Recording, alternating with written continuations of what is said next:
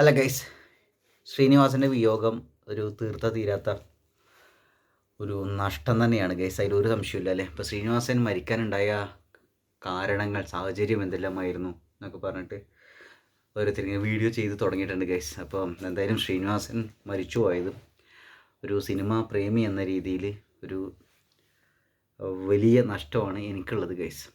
വലിയ നഷ്ടബോധമാണ്. ഇപ്പോൾ ശ്രീനിവാസൻ്റെയൊക്കെ സിനിമകളുടെ ഭാഗങ്ങൾ ഫേസ്ബുക്കിലും ഇൻസ്റ്റാഗ്രാമിലും യൂട്യൂബിലൊക്കെ അവിടെയും ഇവിടെയൊക്കെ ഷോർട്ട് വീഡിയോസായിട്ടും ലോങ് വീഡിയോസൊക്കെ ഇട്ടൊക്കെ കണ്ടുകൊണ്ടിരിക്കുമ്പോൾ നമുക്കത് ഭയങ്കര വിഷമാണത്. അത് സഹിക്കാൻ പറ്റാത്ത സംഭവം. അതിൻ്റെ ഇടയിൽ ധ്യാൻ ശ്രീനിവാസൻ കരയുന്നതും അതിൻ്റെ ബൈറ്റൊക്കെ ഉണ്ടല്ലോ, വീഡിയോ കാണുമ്പോൾ സഹിക്കാൻ പറ്റില്ല കേസ്. ധ്യാൻ ശ്രീനിവാസനൊക്കെ പൊതുവെ എന്താണെന്ന് വെച്ചാൽ നമ്മൾ ചിരിച്ചുകൊണ്ട് തഗ് പറഞ്ഞുകൊണ്ട് സ്വയം ട്രോളിങ് കൊണ്ട് അച്ഛനെ ട്രോളി കൊണ്ട് അങ്ങനെ ഇങ്ങനെയൊക്കെയാണ് നമ്മൾ കാണലുള്ളതല്ലേ.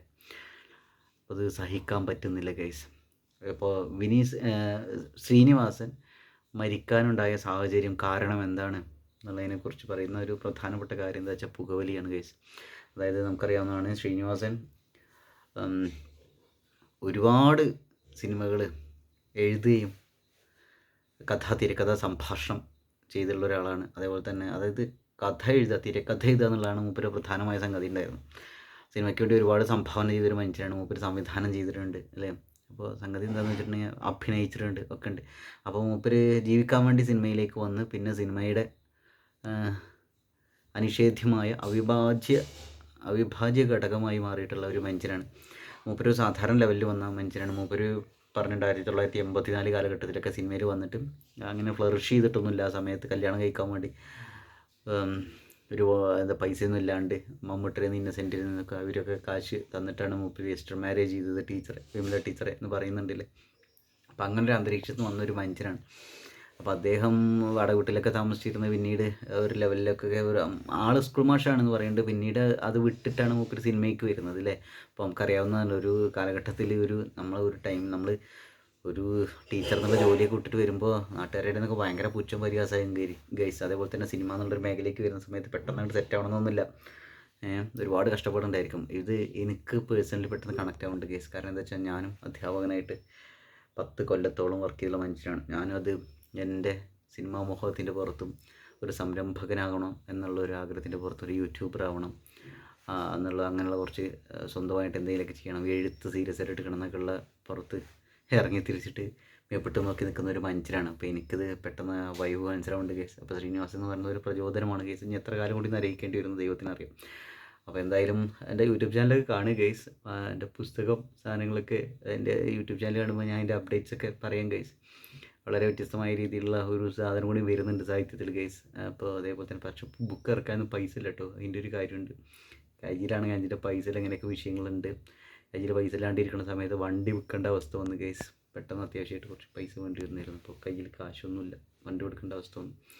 അതേപോലെ തന്നെ ഞാനിപ്പോൾ പറഞ്ഞു വന്നൊരു സാധനം എന്താണ്, അതേപോലെ നമ്മുടെ ക്രാഫ്റ്റ് സ്റ്റോർ, ആ സാധനങ്ങളൊക്കെ സ്വന്തമായിട്ടുള്ള എൻ്റെ സംരംഭം, അതൊക്കെ ഒന്ന് വിസിറ്റ് ചെയ്യുക. നിങ്ങൾ ഈ ചാനൽ ഡിസ്ക്രിപ്ഷൻ ഉണ്ടല്ലോ, ബയോ സൈഡ്, അവിടെ നോക്കിയിട്ട് നിങ്ങൾക്ക് അതിൻ്റെ ഡീറ്റെയിൽസൊക്കെ അറിയാൻ സാധിക്കും ഗൈസ്. വളരെ യുണീക്കായിട്ടുള്ള ഒരു സാധനം തുടങ്ങണമെന്ന് വിചാരിച്ചിട്ടുണ്ട്. നമ്മൾ എന്ത് കാര്യം തുടങ്ങുമ്പോൾ ബേസിക്കായ ഫണ്ട് വേണം ഗൈസ്. അതില്ലാണ്ടേ പോകുമെന്ന് പറഞ്ഞാൽ ഭയങ്കര പ്രശ്നമാണ് ഗൈസ്.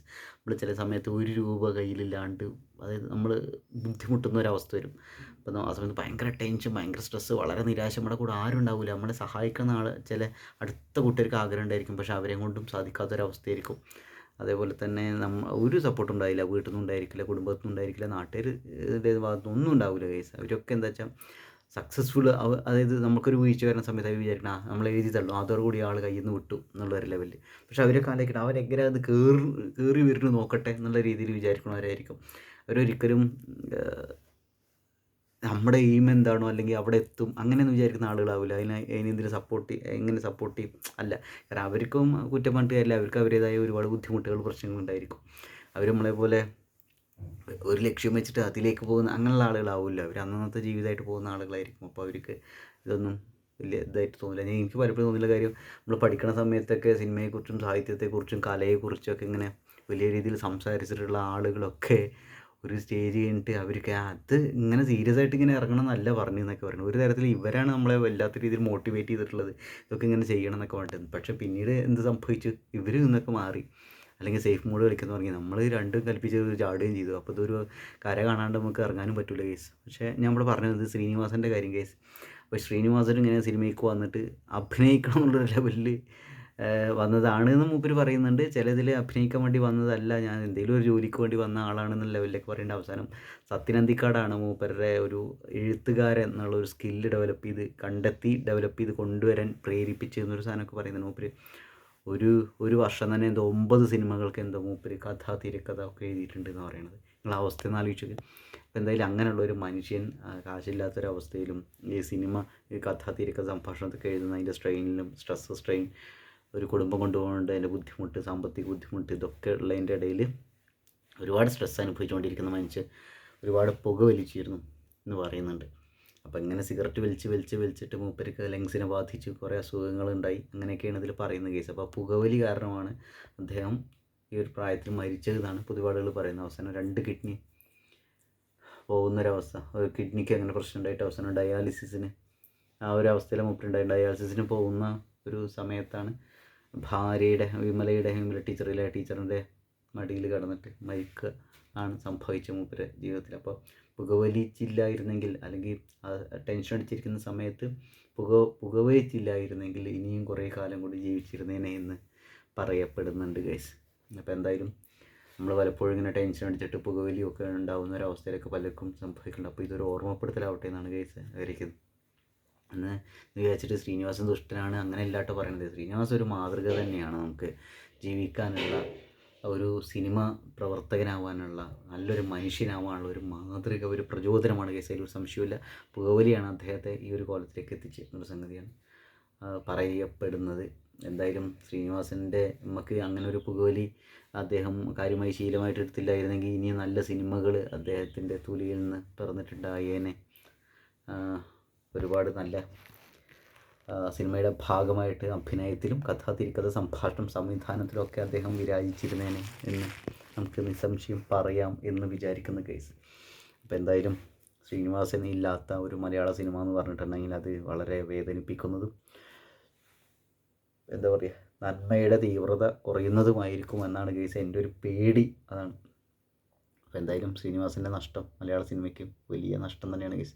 നിങ്ങളെ അവസ്ഥ അറിയിച്ചെങ്കിലേ ഇപ്പോൾ നമ്മൾ മറ്റേ സിനിമയിൽ കാണുമ്പോഴേ ഏതാ പൊന്മുട്ടയിടുന്ന താറാവ് സിനിമയൊക്കെ കാണുന്ന സമയത്ത് അതിലും ആളുകൾ, പ്രധാന നടന്മാരൊക്കെ മരിച്ചു പോയി കേസ്. നിങ്ങളെ അവസ്ഥ അറിയിച്ചെങ്കിലേ. അപ്പോൾ ഇനി ആ പൊന്മുട്ടയിടുന്ന താറാവ് എന്നുള്ള സിനിമ നമ്മൾ കാണുന്ന സമയത്ത് നമുക്ക് വലിയ നഷ്ടബോധമായിരിക്കും. തുടക്കം മുതൽ അവസാനം വരെ മാമുക്കോയ, ചങ്കരാടി, ജനാർദ്ദൻ ഉണ്ടായില്ല, ഒടുവിൽ ഉണ്ണികൃഷ്ണൻ. ഇപ്പോൾ ശ്രീനിവാസനും പോയി. ചെന്താലേ അവസ്ഥ ആലോചിച്ചു. ഇന്നസെൻറ്റ് KPSC ലളിത. എന്തായാലും ഒരു കാലഘട്ടത്തിലെ നമ്മളെ കൊടുകൂടാ ചിരിപ്പിച്ച ആളുകളൊക്കെ പോയി ഗൈസ്. എന്താ ചെയ്യുക. ആദ്യമായിട്ടാണ് ചാനലാണെങ്കിൽ സബ്സ്ക്രൈബ് ചെയ്യുക ഗൈസ്. അപ്പോൾ നമ്മളെ സപ്പോർട്ട് ചെയ്യുക ഗൈസ്. നമ്മൾ ഈ മേഖലയ്ക്ക് 2 കൽപ്പിച്ച് ഇറങ്ങിയിറക്കുകയാണ്. അപ്പോൾ ഇത് അടിപൊളിയായിട്ട് ഉഷാറായിട്ട് മുന്നോട്ട് പോകണമെന്ന് വിചാരിക്കുന്നുണ്ട് ഗൈസ്. എൻ്റെ യൂട്യൂബിലെയും കണ്ടൻറ്റ് ഞാൻ ലൈഫ് സ്റ്റൈൽ വ്ളോഗിങ്ങിലേക്കൊന്ന് മാറിയാലോ എന്ന് ആലോചിക്കുന്നുണ്ട് ഗൈസ്. പക്ഷേ എന്ത് ചെയ്യും എന്ത് കണ്ടൻറ്റ് ചെയ്യും എന്നുള്ളൊരു കാര്യമുണ്ട്. അതോ ചുമ്മാ റിയാക്ഷൻ വീഡിയോസായിട്ട് ഇപ്പോൾ ചെയ്യുന്നത് പോലെ തന്നെ ഇങ്ങനെ സ്ഥിരമായിട്ട് വീഡിയോസ് ചെയ്താൽ മതിയോ എന്നൊന്നും അറിയില്ല. എന്തായാലും കാര്യമായിട്ട് ചെയ്യണം. എനിക്കെന്തായാലും സംസാരിക്കാൻ ഭയങ്കര ഇഷ്ടമാണ്, വ്ളോഗ് ചെയ്യാൻ ഇഷ്ടമാണ്, സംസാരിക്കാൻ ഇഷ്ടമാണ്, ഒരു വിഷയത്തെക്കുറിച്ച് സംസാരിക്കാനും എഴുതാനൊക്കെ ഇഷ്ടമാണ് ഗൈസ്. അപ്പോൾ അതാണ് സംഭവം. എന്തായാലും ഒരു കാലത്ത് നമ്മുടെ മാവ് പൂക്കും എന്ന് സ്വപ്നം കാണാൻ പ്രേരിപ്പിക്കുന്ന ഒരു മനുഷ്യനാണ് ശ്രീനിവാസൻ. അങ്ങനെയാണ് ശ്രീനിവാസൻ എന്നെ വേറൊരു അർത്ഥത്തിൽ എന്നെ സ്വാധീനിക്കുന്ന ഗൈസ്. അതായത് അദ്ദേഹത്തിൻ്റെ ഒരു ഹ്യൂമർ സെൻസ് പ്ലസ് അതേപോലെ തന്നെ മനുഷ്യരെ സ്വപ്നം കാണാൻ, സാധാരണക്കാരെ സ്വപ്നം കാണാൻ പ്രേരിപ്പിക്കുന്ന എന്തോ ഒരു സ്പാർക്ക് അദ്ദേഹത്തിനുണ്ട് ഗൈസ്.